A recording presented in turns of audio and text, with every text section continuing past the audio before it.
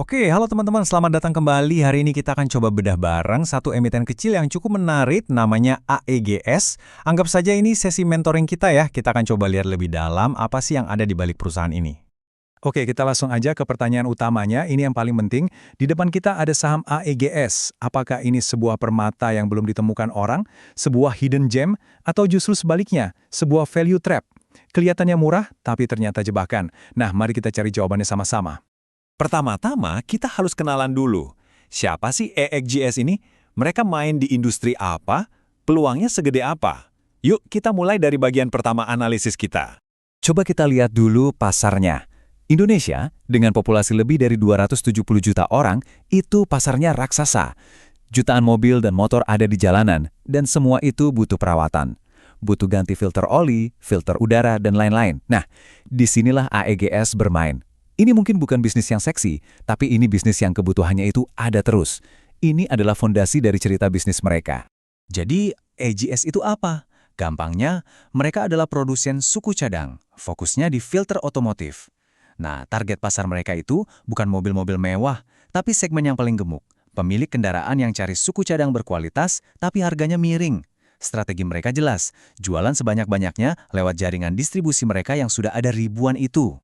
Oke, sekarang kita masuk ke bagian yang menarik. Langkah besar mereka untuk masuk ke bursa saham.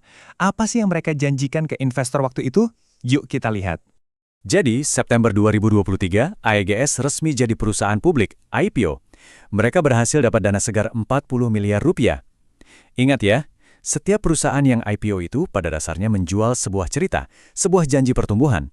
Dan janji mereka waktu itu adalah, uang ini akan dipakai buat ekspansi besar-besaran sampai akhir 2025. Sebagai mentor, saya selalu ingatkan, lihat uangnya dipakai buat apa.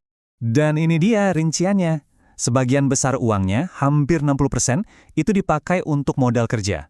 Sisanya buat beli aset fisik, tanah, bangunan, gudang, dan mesin-mesin pabrik. Rencananya sih klasik ya, dan kedengarannya bagus. Perbesar kapasitas produksi, lalu genjot penjualan. Secara teori, ini resep yang solid. Tapi kan, teori dan kenyataan itu seringkali dua hal yang berbeda. Nah, ini dia. Ini janji utamanya. Manajemen dengan percaya diri bilang ke publik, tahun 2024, laba bersih kami bisa tembus 3,05 miliar rupiah. Ini bukan sekedar angka, teman-teman. Ini adalah sebuah janji. Sebuah tolak ukur yang kita, sebagai investor, bisa pakai untuk menilai kinerja mereka. Tolong ingat baik-baik angka ini ya. Sekarang, saatnya kita jadi detektif. Kita akan bandingkan janji manis waktu IPO dengan kenyataan pahit yang terjadi. Apakah performa mereka sesuai harapan?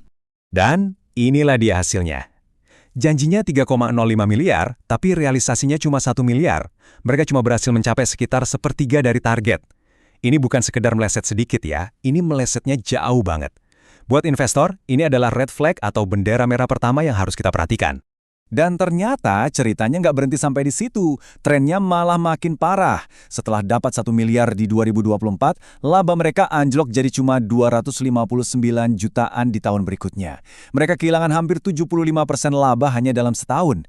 Ini aneh kan? Padahal mereka baru aja dapat suntikan modal segar dari IPO. Harusnya kan labanya terbang. Ini kok malah nyungsep. Kalau kita rangkum di tabel ini, ceritanya makin jelas dan nggak bisa dibantah. Pendapatan turun, laba bersih anjlok, dan ROE, yaitu kemampuan mereka menghasilkan laba dari modal, juga terjun bebas. Semua panahnya, semua metrik pentingnya mengarah ke bawah. Oke, dengan kinerja yang lagi turun kayak gini, logikanya harga sahamnya harusnya murah dong, ya kan?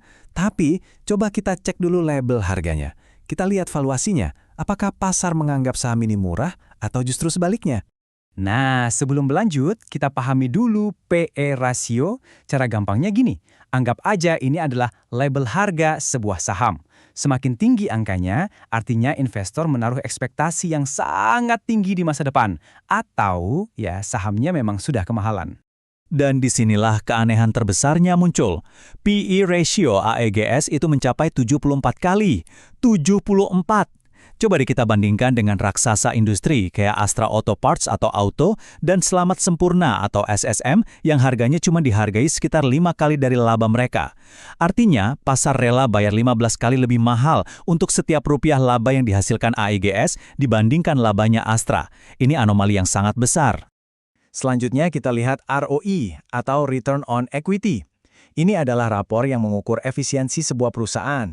Seberapa jago sih mereka memutar uang investor untuk jadi keuntungan? Dan inilah kontradiksinya. Valuasi sahamnya dihargai setinggi langit, tapi ternyata efisiensi mesinnya untuk menghasilkan laba itu sangat-sangat rendah, cuma 0,37%. Jauh banget kalau kita bandingkan sama senior-seniornya yang bisa mencetak ROE di atas 15%. Jadi kesannya kita membayar harga premium untuk sebuah perusahaan yang kinerjanya jauh di bawah rata-rata. Ini nggak masuk akal. Tapi, tunggu dulu. Di tengah semua data yang kurang bagus ini, ada satu titik terang yang sangat penting. Neraca keuangan mereka itu sehat. Utang mereka sangat-sangat kecil. Artinya apa? Artinya mereka punya nafas yang panjang, mereka nggak punya tekanan untuk bayar bunga utang yang besar, jadi mereka punya waktu untuk memperbaiki kinerja tanpa risiko bangkrut. Ini jaring pengaman mereka. Oke, sekarang waktunya kita kumpulkan semua kepingan puzzle ini. Kita akan coba tarik kesimpulan akhir sebagai seorang mentor tentang apa sih resiko dan potensi yang sebenarnya ada di AEGS. Jadi kalau kita timbang-timbang, inilah gambaran lengkapnya. Di sisi positif, pondasinya bagus, pasar besar, utang rendah, aset-aset baru juga sudah ada. Tapi di sisi negatif, mesinnya lagi batuk-batuk. Kinerja anjlok, valuasi kemahalan, dan janji IPO yang tidak ditepati. Ini adalah pertarungan klasik antara potensi dan performa. Kutipan ini menurut saya merangkum semuanya. Investasi di AGS itu adalah sebuah permainan ketahanan. Ini bukan tentang pertumbuhan yang wow atau teknologi canggih. Ini adalah taruhan sederhana bahwa selama ada mobil di jalanan Indonesia, akan selalu ada orang yang butuh filter murah. Pertanyaannya bukan apakah bisnisnya akan bertahan, tapi apakah bisnis ini bisa menghasilkan laba yang sepadan dengan harganya. Jadi, ini pertanyaan terakhir dari saya untuk Anda renungkan. AEGS sudah punya modalnya, sudah punya pabrik dan gudang barunya.